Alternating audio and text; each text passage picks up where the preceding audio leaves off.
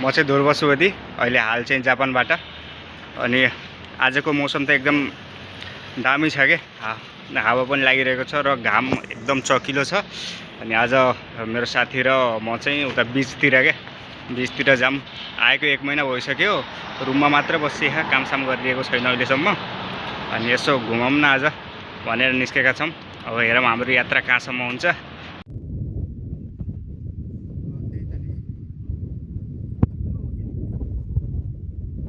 Finally हामी हाम्रो डेस्टिनेसनमा पुगिसकेका छौँ। कस्तो लाग्यो साथी साइकल चलाउँदाखेरि? रमाइलो भयो, खुट्टा दुखिरह्यो। लोड टाढा रहेछ हाम्रोबाट पनि, नजिकैको साक्काई सी समुद्र टाइप यही हो। ग्रिन साक्काई भन्ने ठाउँ रहेछ कि यो हाम्रो नजिकको सबैभन्दा नजिकको समुद्र भनेको यही हो। समुद्र बिच हामीले जे भन्यो भने यसैलाई नै हो। अब ठुलो समुद्र हेर्ने कहाँ अवस्था थियो? अब त्यो चाहिँ अब यहाँबाट पनि अझ टाढा रहेछ। हामी चाहिँ हाम्रो नागैबाट चाहिँ हामी बस्नेबाट चाहिँ साइकलमै लोत कुदाउँदै आइयो। यो म्यापबाट आएको हेर्दै एउटा ठाउँबाट अर्को ठाउँबाट फेरि अर्को ठाउँ, कतिखेर अन्डरग्राउन्ड जाऊ भन्छ। यस्तो गर्दा आइयो। अब यहाँको एक्ज्याक्ट लोकेसन त्यो उसको के अरे ट्रेनबाट आउने लोकेसन चाहिँ त्यो चाहिँ हेरिएको छैन, हेरेर युट्युबतिर राखौँला। अहिले चाहिँ हामी साइकलबाटै घुम्दै आइयो। लगभग साइकलमा कति जति लाग्यो साथी हामीलाई? लगभग साइकलमा हामीलाई 1 घन्टै लाग्यो हाम्रो रुमबाट। तर ठाउँ चाहिँ आनन्दको पिस रहेछ। यो चाहिँ ग्रिन साक्कै रहेछ कि खासमा, ट्याक्क बिच आनन्दले छुट्टीको टाइपमा आनन्दले आएर बस्ने जस्तो त रहेछ, रमाइलै छ। अनि यहाँ चाहिँ यतातिर फेरि भलिबलहरू खेलिराखेका छन्। उहाँ भलिबल नै खेलिराखेका, के नेपाली नै हुन् रहेछ साथी? ओ भलिबल खेलिराखेका नि त त्यहाँ त यार, भलिबल खेलिराखेका नि त होइन नेपाली? जुम गरेर हेरौँ है त। जुम पनि हुन् रहेछ यार। आइफोन 16 प्रो म्याक्स किन्नै पर्ने भयो यार। के हो 17 किन्ने हो?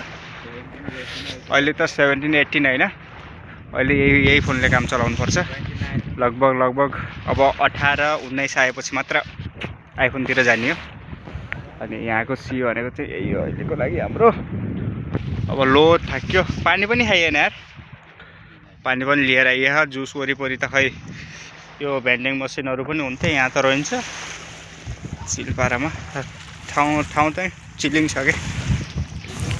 अनि यहाँ चाहिँ भित्रै एन्ट्री गरेर बााउन्ड्री चाहिँ लगाएको छ त यहाँ, के भित्र उ नगर भन्नु। ओहो यहाँ त ऊ माछा पनि रहेछ साथी। यो माछा ऊ वेगले ल्यायो होला कि, अलि ठुलो हुँदाखेरि यो समुद्रको एउटा ऊ जस्तो बिच जस्तो ट्याक्क समुद्रबाट डिभाइड भएर त्यहाँबाट सानो ऊ गरेर आएको सानोतिनो। अनि फोटो खिच्ने ल 1-2टा अब फोटो हानौँ। यही हो आजको सानो ब्लग। अब ब्लग पनि सुरु गर्नुपर्छ। भिडियो अब रुममा मात्र कति बनाउने हो, कति बनाएर धेरै त बनाएको छैन, त्यही 4वटा जति अपलोड गरेको छु त्यसमा। अनि अब चाहिँ लगभग रेगुलर नै ब्लग आउँछ। लगभग अब कामतिर पनि इन्टरभ्यू दिइराखेँ। खै इन्टरभ्यू दिएर पनि जापानिजमा त बोलाएन, नेपाली चाहिँ एमत्तोहरूमा चाहिँ बोलाएको छ। एउटा एमाजोनमा पनि जापानिज हो, पास भइयो त्यसमा पनि। अब हेरौँ। अनि एमाजोनतिर गर्न चाहनु भनेर चाहिँ वेबसाइटबाट या कोही चिनेको आफ्नो सेन्पाईहरू छ त्यसबाट पनि हजुरले उ गर्न सक्नुहुन्छ, ट्याक्क एप्लिकेसनहरू दिन सक्नुहुन्छ। अनि एमाजोनमा चाहिँ नाइटमा चाहिँ अराउन्ड 1500-1600 को हुन्छ।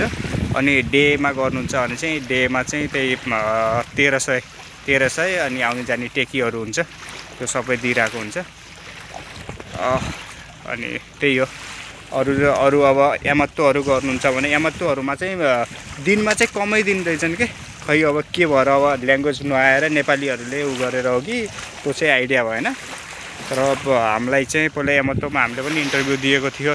इन्टरभ्यू भन्नाले गएर फर्म भरिएको थियो, त्यसमा चाहिँ भनिरहेको थियो कि हजुरलाई चाहिँ बेसिक स्यालेरी जो हुन्छ पर आवरको 1177 रुपियाँ हुन्छ भनेर भनिएको थियो हामीलाई। साथी र म नै गएका थियौँ।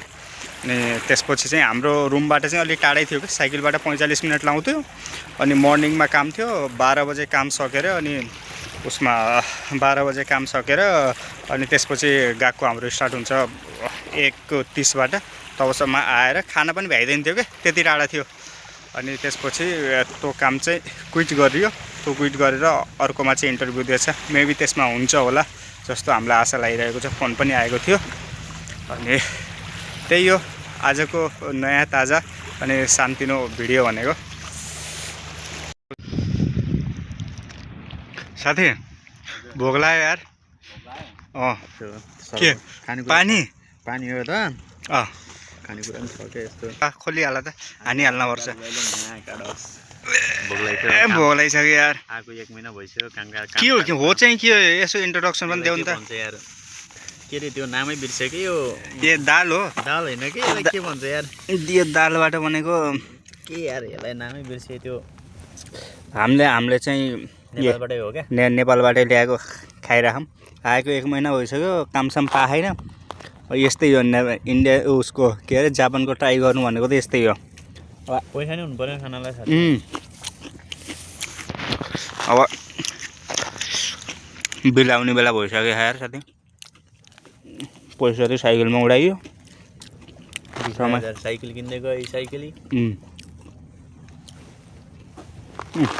हाम्रो 20,000 22,000 को साइकल पनि एउटा त्यतिको तो अर्को चाहिँ त्यो भयो एक पानी त मेरोमा पनि रहेछ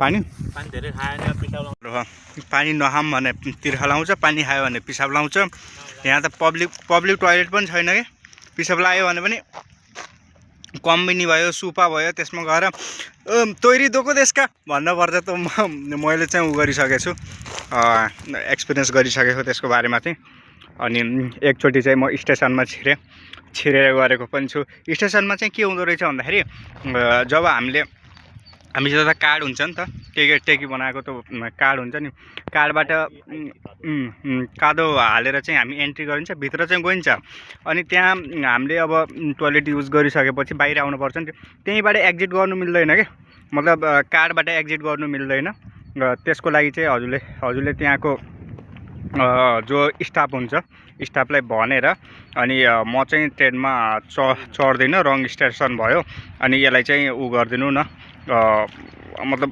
एक्जिट गरिदिनु न भनेर त्यसरी बाहिर निस्किने है टोयलेट गएको भन्न चाहिँ पाइँदैन है त्यसमा फेरि म झुक्केर चढेको भनेर हजुर भन्दाखेरि हुन्छ अब चाहिँ हामी आफ्नो रुमतर्फ लाग्यो अनि साथी कस्तो भयो आजको ठिक छ रमाइलो भइरहेको अब आउन चाहिँ ढिलो भयो अलिकति ढिलो उठेर आज चाहिँ हामी ढिलो उठ्यो ढिलो मतलब म चाहिँ बिहान छिटै उठेको थिएँ साथी पनि उठेको थियो कति बजे उठेको थियो अरे बिहान त 5:30 बजे उठेको थिएँ फेरि हल्ला गरेँ अनि फेरि सुतेको बिहान चाहिँ अलिकति हल्ला गरेको तिनी श्रीलङ्काका छन् हाम्रो हामीसित बस्ने तिनीहरूले हल्ला गरे अनि त्यसपछि म चाहिँ 10 बजेतिर उठेर एकचोटि बेलुकीको भात भुटेर खाएर फेरि सुतेर 12:30 बजेतिर उठेको थियौँ अनि त्यसपछि साथीलाई पनि उठाएँ साथीलाई उठाएर ट्याक्क आज छुट्टीको दिन जाम भनेर आइयो यहाँ आइसकेपछि अब हामी ब्याक टु रुम हुँदैछौँ ल धेरै जसो त यहाँ सल्लो मात्र देखियो है साथी अनि ग्रिन साकाई भनेपछि पुरै ग्रिन के ऊ रुखहरू भएको हुनाले यता जङ्गल भएको हुनाले चाहिँ यसलाई ग्रिन साक्कै भनिएको होला भन्ने चाहिँ हामीले अन्दाजा लगाइयो अनि अब यही हो हाम्रो फर्किने भनेको आफ्नो साधनमा साधन हुनुको पनि धेरै फाइदा रहेछ अझै माथि उठाउन क्यामेरा अघि हामी यहीबाट आएको हो काण्डा यो चाहिँ नयाँ ठाउँ यो चाहिँ काण्डा रहेछ यसमा के को काण्डा हो कुन्नी त्यो चाहिँ थाहा छैन तर काण्डा रहेछ नामै काण्डा रहेछ अब साथी के भन्यो अरे कोही साथी बने प्रहरी कोही साथी बने गुन्डा मेरो साथी चाहिँ आउ भ्लगर एउटा नयाँ है नयाँ ल है सपोर्ट गर्नु पर्यो ड्याग्डो घेरेर के छ रे च्यानलको नाम च्यानलको नाम चाहिँ ध्रुव सुवेदी छ ट्याक्कस एभ्रिवान गाइज हाम्रो ध्रुव सुवेदी च्यानललाई चाहिँ subscribe like comment and share गरिदिनु होला सकेसम्म जति सक्यो धेरै गर्न पर्यो ल साथीको पनि सपोर्ट आइसक्यो मेरो पनि छ ल। च्यानल त्यसमा ट्याक्क कहिलेको मेरो पनि गरिराख्नु हामी चाहिँ एमाजोन यहीँ रहेछ त हामीले इन्टरभ्यू दिएको चाहिँ खासमा एमाजोन हो एमाजोन साक्कैमै पर्छ यहाँ पनि एउटा एमाजोन देखियो साक्कैमा अब ग्रिन साक्कैमा के थाहा यहीँ पनि पर्न सक्छ यहीँ पऱ्यो भने चाहिँ एउटा नयाँ ब्लग आउँछ बिहानै उठेर हाम्रो चाहिँ सायद 23-24बाट चाहिँ काम स्टार्ट हुनसक्छ त्यतिखेर चाहिँ एउटा भिडियो आउँछ है।